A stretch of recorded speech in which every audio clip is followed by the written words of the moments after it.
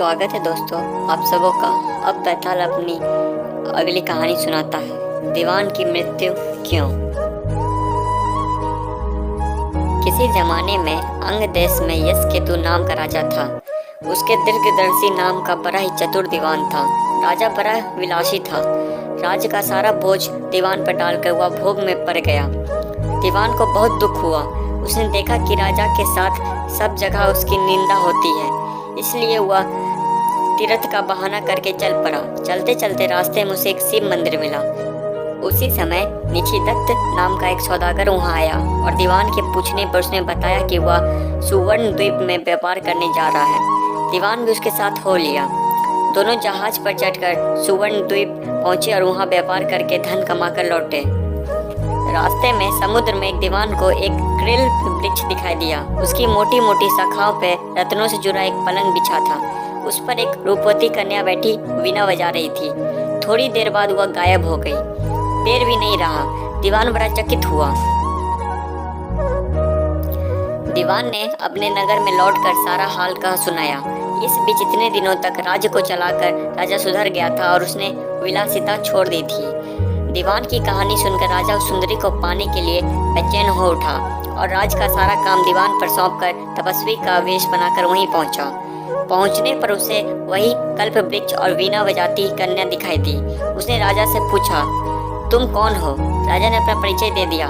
कन्या बोली, मैं राजा मृगांकसेन की कन्या हूँ। मृगांकवती मेरा नाम है। मेरे पिता मुझे छोड़कर न जाने कहाँ चले गए हैं। राजा ने उसके साथ विवाह कर लिया। कन्या ने यह शर्त रखी कि वह हर महीने के शुक्ल पक्ष और कृष्ण पक्ष की चतुर्दशी और अष्टमी को कहीं जाया करेगी और राजा उसे रोकेगा नहीं। राजा ने यह शर्त मान ली। इसके बाद कृष्ण पक्ष की चतुर्दशी आई तो राजा से पूछकर मृगांकवती वहां से चली। राजा भी चुपचाप पीछे पीछे चल दिया। अचानक राजा ने देखा कि एक राक्षस निकला और उसे मृगांकवती को निगल लिया। राजा को बड़ा गुस्सा आया और उसने राक्षस का सिर काट डाला। मृगांकवती उसके पेट से जीवित निकल आई। राजा ने उससे पूछा कि यह क्या माजरा है, तो उसने कहा, महाराज, मेरे पिता मेरे बिना भोजन नहीं करते थे। मैं अष्टमी और चतुर्दशी के दिन शिव पूजा यहाँ करने आती थी। एक दिन पूजा में मुझे बहुत देर हो गई। पिता को भूखा रहना पड़ा।